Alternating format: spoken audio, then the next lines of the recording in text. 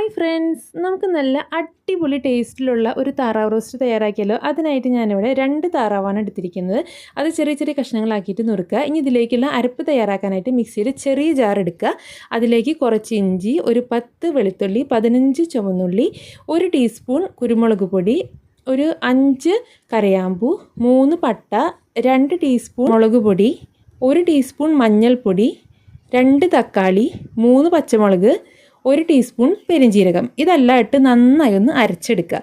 അത് നമ്മുടെ താറാവിലേക്ക് ഇട്ട് കൊടുക്കുക. ഇനി 3 ടീസ്പൂൺ ഉപ്പിട്ട് കൊടുക്കുക.